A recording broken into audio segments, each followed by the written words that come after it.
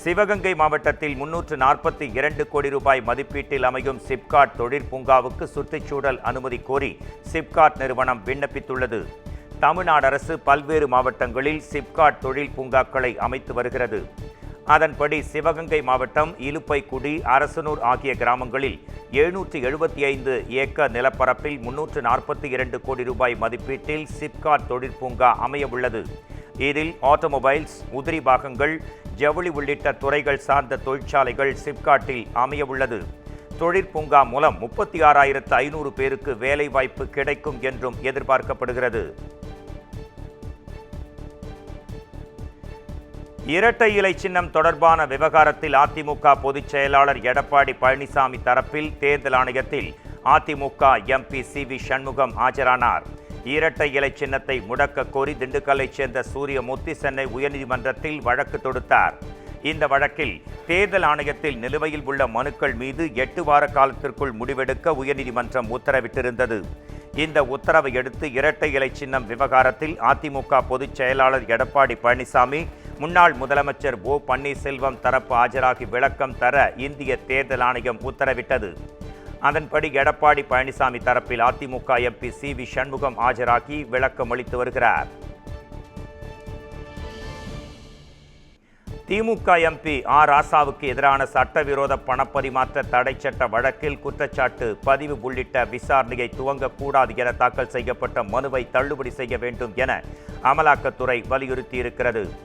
Nilgiri எம்பியான R. ராசா வருமானத்திற்கு அதிகமாக சொத்து குவித்துள்ளதாக கடந்த 2015ஆம் ஆண்டு சிபிஐ வழக்கு பதிவு செய்தது. அந்த வழக்கின் அடிப்படையில் அமலாக்கத்துறை ஆர். ராசா, அவரது நண்பர் கிருஷ்ணமூர்த்தி மற்றும் Kovai shelters Pramod India private limited மீது சட்டவிரோத பணப்பரிவர்த்தனை தடை சட்டத்தின் கீழ் வழக்கு பதியப்பட்டது. இதற்கிடையில் இந்த வழக்கில் கூடுதல் குற்றப்பத்திரிகை தாக்கல் செய்யப்படும் வரை குற்றச்சாட்டு பதிவு உள்ளிட்ட எந்த நடவடிக்கையும் தொடங்கக்கூடாது என சிபிஐ சிறப்பு நீதிமன்றத்தில் மனு தாக்கல் செய்யப்பட்டுள்ளது. இந்த மனுவுக்கு பதிலளித்த அமலாக்கத்துறை விசாரணையை தாமதப்படுத்தும் நோக்கில் மனு தாக்கல் செய்யப்பட்டிருப்பதாகவும், குற்றம் சாட்டப்பட்டவர்கள் தரப்பில் தாக்கல் செய்யப்பட்டிருக்கும் இந்த மனுவை தள்ளுபடி செய்ய வேண்டும் என்றும் கேட்டுக்கொண்டது. இதையடுத்து இந்த வழக்கின் விசாரணை வரும் ஜனவரி மாதம் 7ஆம் தேதிக்கு நீதிபதிகள் ஒத்திவைத்தனர்.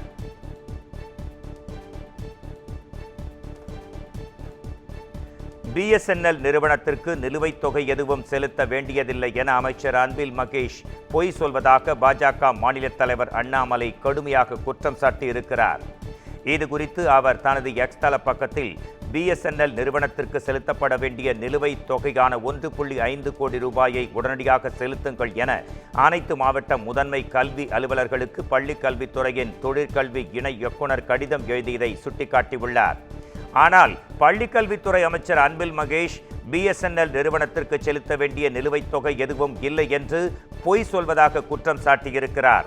பள்ளி கல்வித்துறை அமைச்சர் வரட்டு கௌரவத்தை காப்பாற்றுவதற்காக மீண்டும் மீண்டும் பொய் சொல்வதை நிறுத்திவிட்டு மாணவர்களின் கல்வியோடு விளையாடாமல் இணைய இணைப்புக்கான நிலுவைத் தொகையை உடனடியாக செலுத்தும்படி அண்ணாமலை வலியுறுத்தியிருக்கிறார். குடியரசு தின அணிவகுப்பில் அரசு அலங்கார ஊர்தி பங்கேற்பு விவகாரத்தில் அரசியல் நடைமுறையை அறியாமல் எதிர்க்கட்சித் தலைவர் எடப்பாடி பழனிசாமி பேசுவதாக அமைச்சர் சாமிநாதன் குற்றம் சாட்டியுள்ளார். இது தொடர்பான தனது அறிக்கையில், புதுடெல்லி குடியரசு தின அணிவகுப்பு ஊர்தியில் சுழற்சி முறையில் அனுமதிக்கப்படுகின்றன. 2023-24ஆம் ஆண்டுகளில் பங்கேற்ற தமிழ்நாடு அரசின் ஊர்திகள் இனி 2026ஆம் ஆண்டில்தான் பங்கேற்க முடியும். இதுதான் ஒன்றிய அரசின் நடைமுறை. இந்த அரசியல் நடைமுறையை அறியாமல் உரக்க சத்தமிட்டு ஊரை ஏமாற்ற முயல்வது எதிர்க்கட்சித் தலைவர் எடப்பாடி பழனிசாமிக்கு கைவந்த கலை. அரைவேக்காட்டு தனமாக பிதற்றுவது அறியாமையல்லவா என்றும் அமைச்சர் சாமிநாதன் கடுமையாக விமர்சித்துள்ளார். சென்னை ராயபுரத்திலிருந்து மெரினா காமராஜர் சாலையில் இளைஞர்கள் சட்டவிரோதமாக பைக் ரேஸில் ஈடுபட்ட காட்சி வெளியாகி பெரும் பரபரப்பை உண்டாக்கியிருக்கிறது. சென்னையில் இளைஞர்கள் இரவு நேரங்களில் பைக் ரேஸில் ஈடுபடும் சம்பவங்கள் அதிகரித்ததை தொடர்ந்து சாலைகளில் தடுப்புகளை அமைத்து போலீசார் தீவிரமாக கண்காணித்து பைக் ரேஸை கட்டுப்படுத்தினர். இந்நிலையில் தற்போது பைக் ரேஸ் மீண்டும் தலை தூக்கியிருக்கிறது. ராயபுரத்திலிருந்து மெரினா செல்லும் காமராஜர் சாலையில் போக்குவரத்து நெரிசலுக்கு மத்தியில் இளைஞர்கள் பைக் ரேஸில் ஈடுபடும் காட்சி சமூக வலைதளங்களில் வெளியாகி பெரும் பரபரப்பையும் அதிர்ச்சியையும் ஏற்படுத்தின. இது தொடர்பாக போக்குவரத்து போலீசார் தீவிர விசாரணை மேற்கொண்டு வருகின்றனர். போதைப்பொருள் வழக்கில் சிறையில் இருக்கும் நடிகர் மன்சூர் அலிகான் மகன் ஜாமீன் கோரி சென்னை போதைப்பொருள் தடுப்பு நீதிமன்றத்தில் மனு தாக்கல் செய்துள்ளார்.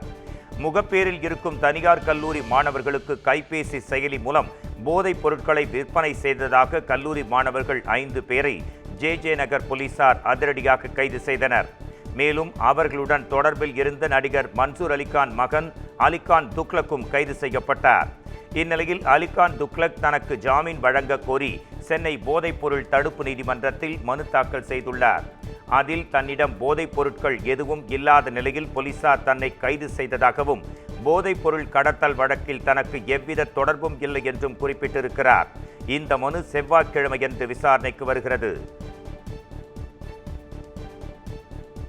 புதுச்சேரி சட்டசபையை பொதுப்பணித்துறையில் பணிநீக்கம் செய்யப்பட்ட ஊழியர்கள் முற்றுகையிட முயன்றதால் பெரும் பரபரப்பு நிலவியது.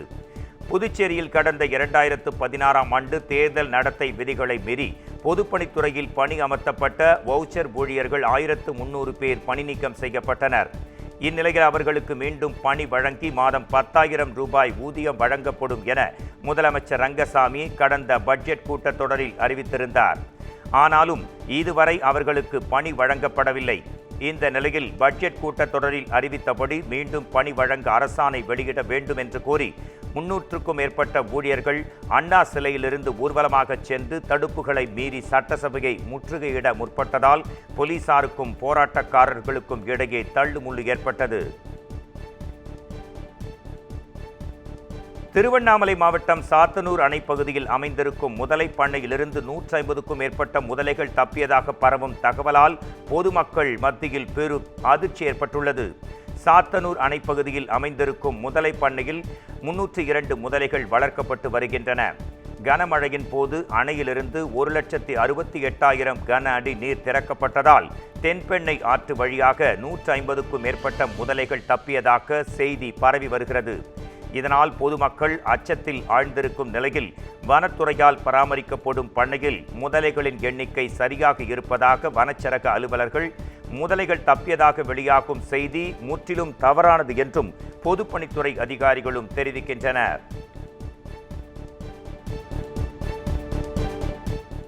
வேலூர் மாவட்டம் கேவி குப்பத்தை அடுத்த நாகல் பகுதியில் பாஜக பிரமுகர் விட்டல்குமார் கொலை வழக்கில் கைதான கிராம உதவியாளர் பணியிடை நீக்கம் செய்யப்பட்டிருக்கிறார். விட்டல்குமார் கொலையில் திமுகவைச் சேர்ந்த நாகல் ஊராட்சி மன்ற தலைவர் பாலா சேட், அவரது மகன் தரணிக்குமார் உள்பட 4 பேர் நீதிமன்ற காவலில் சிறையில் அடைக்கப்பட்டனர். இதில் தரணிக்குமார் பில்லாந்திப்பட்டு ஊராட்சியில் கிராம நிர்வாக உதவியாளராக பணியாற்றி வரும் நிலையில் கைதாகி சிறை சென்றதால் அவரை பணியிடை நீக்கம் செய்து கேவிக்குப்பம் வட்டாட்சியர் உத்தரவு பிறப்பித்துள்ளார். தமிழ்நாட்டில் சட்டவிரோதமாக கழிவுகள் கொட்டப்பட்டதற்கு கண்டனம் தெரிவித்திருக்கும் கேரள உயர்நீதிமன்றம் இது தொடர்பாக விரிவான அறிக்கை தாக்கல் செய்ய கேரள அரசுக்கு உத்தரவு பிறப்பித்திருக்கிறது. நெல்லை மாவட்டம் நடுக்கல்லூரி, கோடக்நல்லூர் பகுதிகளில் இருக்கும் நீர்நிலைகளில் கடந்த சில நாட்களுக்கு முன்பு திருவனந்தபுரம் புற்றுநோய் மருத்துவமனையில் கழிவுகள் கொட்டப்பட்டன. இது பெரும் பரபரப்பானதை தொடர்ந்து கேரள மாசு கட்டுப்பாட்டு வாரியம் உடனே அதை அகற்ற வேண்டும் என தேசிய பசுமை தீர்ப்பாயம் உத்தரவிட்டது. இது தொடர்பான வழக்கை கேரள உயர்நீதிமன்றம் விசாரணை நடத்தியது. அப்போது தமிழ்நாட்டில் மருத்துவ கழிவுகளை கொட்டியது ஏன் என்றும் மருத்துவ கழிவுகளை கையாள்வதில் கேரள அரசு தோல்வி அடைந்து விட்டதாகவும் கண்டனம் தெரிவித்துள்ளது. மருத்துவ கழிவுகள் விவகாரம் குறித்து விரிவான அறிக்கை தாக்கல் செய்யவும் உத்தரவு பிறப்பித்தது. திருப்பூர் மாவட்ட சிறையில் கைதி தப்பியது தொடர்பாக உதவி சிறை அலுவலர்கள் உட்பட 5 காவலர்கள் பணியிடை நீக்கம் செய்யப்பட்டிருக்கின்றனர். திருப்பூர் நல்லூர் காவல் நிலைய எல்லைக்குட்பட்ட வழிப்பறி சம்பவத்தில் கைது செய்யப்பட்ட தூத்துக்குடி மாவட்டம் கோவில்பட்டியைச் சேர்ந்த சூர்யா திருப்பூர் மாவட்ட சிறையில் அடைக்கப்பட்டிருந்தார். இவர் கடந்த சனிக்கிழமை மாலை சிறையில் இருந்து தப்பியது தெரியவந்தது. இந்நிலையில் கைதி தப்பியது தொடர்பாக சிறை உதவி சிறை அலுவலர்கள் கங்கராஜன், கீதா, முதல்நிலை காவலர் ராஜபாண்டி, 2ஆம் நிலை காவலர்கள் சக்திவேல், ரவிக்குமார் ஆகிய 5 பேரை பணியிடை நீக்கம் செய்து கோவை மத்திய சிறை கண்காணிப்பாளர் செந்தில்குமார் உத்தரவிட்டிருக்கிறார்.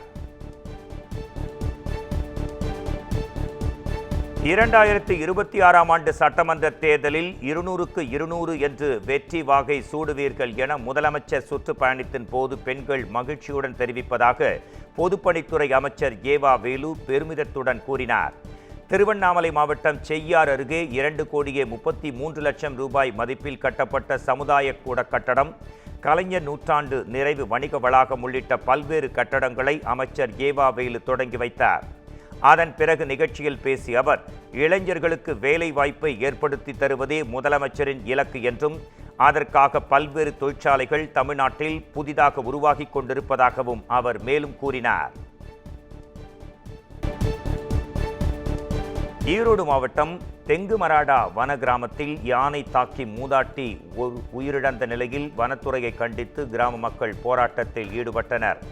1 மாதத்திற்கு மேலாக இங்கு காட்டு யானை ஒன்று உலாவிக் கொண்டிருப்பதாக வனத்துறைக்கு தகவல் அளித்தும் அவர்கள் யானையை அங்கிருந்து விரட்டவில்லை என கூறப்படுகிறது.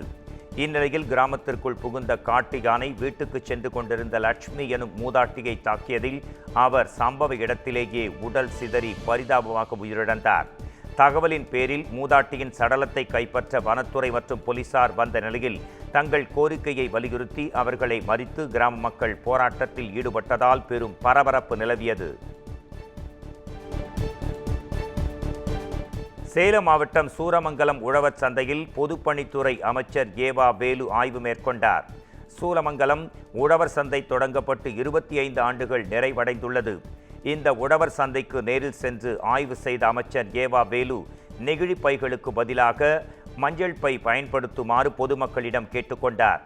தொடர்ந்து கீரை, காய்கறிகளை விற்பனை செய்து சூரமங்கலம் உழவர் சந்தையின் செயல்பாடுகள் குறித்து பொதுமக்களிடம் அவர் கேட்டறிந்தார். காஞ்சிபுரத்தில் பழுதான செல்போனை சர்வீஸ் கொடுப்பதற்காக வந்து புதிய செல்போனை திருடிச் சென்றவரை போலீசார் கைது செய்தனர். சங்குசாப்பேட்டையில் வெங்கடேஷ் என்பவர் நடத்தி வரும் செல்போன் சர்வீஸ் கடைக்கு வந்த நபர் பழுதான செல்போனை சர்வீஸுக்கு கொடுத்தார். அவரை காத்திருக்க சொன்ன நிலையில் மது போதையில் இருந்த அந்த நபர் அங்கிருந்து செல்போனை திருடிச் சென்றார். இதுகுறித்து வெங்கடேஷ் அளித்த புகாரின் பேரில் விஷ்ணு காஞ்சி போலீசார் சிசிடிவி காட்சிகளை அடிப்படையாக கொண்டு செல்போனை திருடிய இளைஞரை கைது செய்தனர். தற்போது அந்த சிசிடிவி காட்சிகள் சமூக ஊடகங்களில் வெளியாகி வருகின்றன.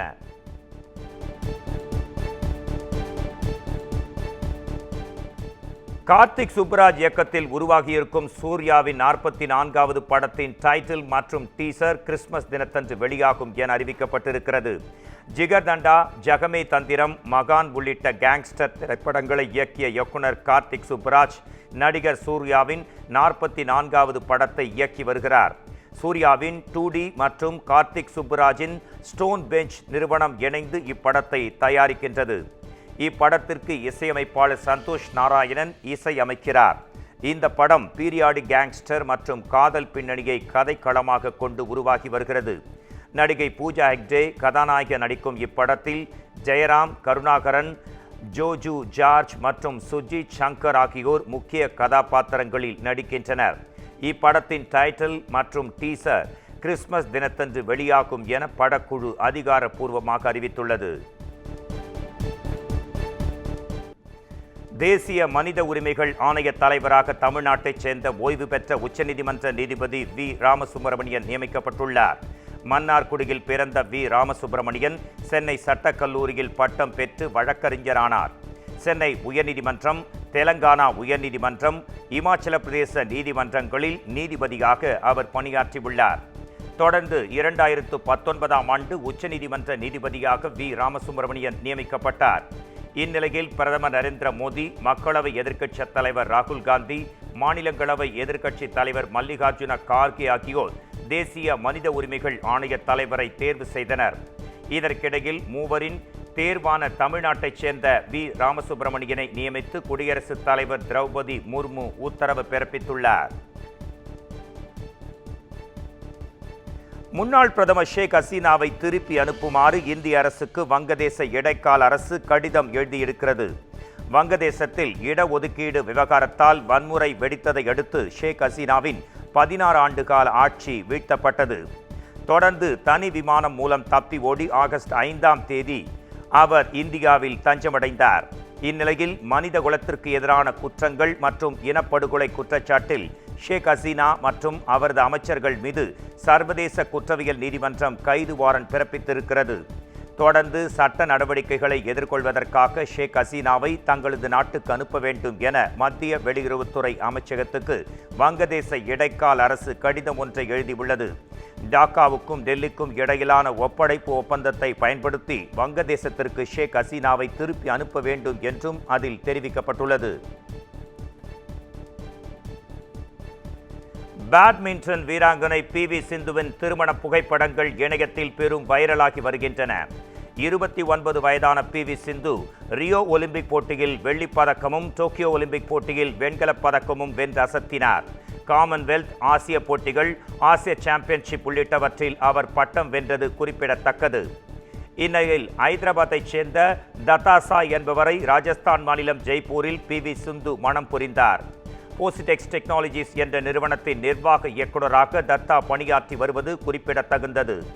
இந்நிலையில் PV சிந்துவின் திருமண புகைப்படங்கள் தற்போது வெளியாகி இணையத்தில் பெரும் வைரலாகிக் கொண்டே போகிறது.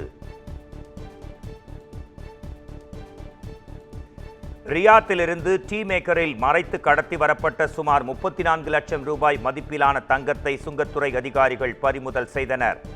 ரியாத்திலிருந்து டெல்லிக்கு வந்த விமான பயணிகளை சுங்கத்துறை அதிகாரிகள் வழக்கம் போல் பரிசோதனை செய்தனர். அப்போது உத்தரப்பிரதேசத்தைச் சேர்ந்த பயணியின் உடைமைகளை எக்ஸ்ரே பரிசோதனை செய்தபோது சந்தேகத்திற்கிடமான பொருள் அதில் இருந்தது தெரிய வந்தது. இதையடுத்து பெட்டியில் இருந்த டீ மேக்கரை சுங்கத்துறை அதிகாரிகள் உடைத்து பார்த்தபோது அதில் வெள்ளி முலாம் பூசப்பட்ட 34,67,000 ரூபாய் மதிப்பிலான 467 கிராம் தங்கம் இருந்தது கண்டறியப்பட்டது. இதையடுத்து அவற்றை பறிமுதல் செய்த அதிகாரிகள் இதுகுறித்து தீவிர விசாரணை நடத்தி வருகின்றனர்.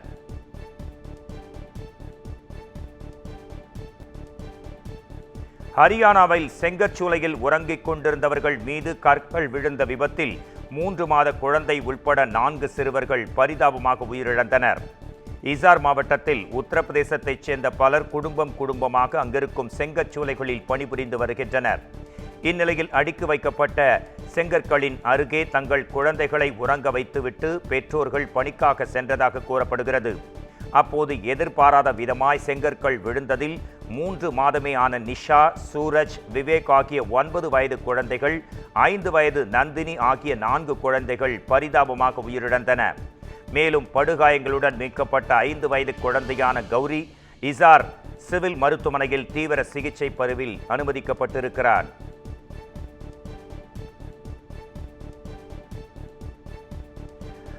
நடிகர் சரத்குமார் நடித்திருக்கும் த ஸ்மைல் மேன் திரைப்படத்தின் ட்ரெய்லர் வெளியாகியுள்ளது. முன்னணி நடிகரான சரத்குமாரின் 150வது திரைப்படமாக த ஸ்மைல் மேன் உருவாகியுள்ளது. இப்படத்தை இயக்குனர் ஷாம் பர்வீன் இயக்கியுள்ளார். இந்த படத்தில் சரத்குமாருடன் சிஜா ரோஸ், இனியா, ஜார்ஜ் மரியான் மற்றும் பலர் நடித்திருக்கின்றனர். சரத்குமார் இப்படத்தில் ஆல்சைமர் நோயால் பாதிக்கப்பட்ட ஓய்வு பெற்ற போலீஸ் அதிகாரியாக நடித்துள்ளார்.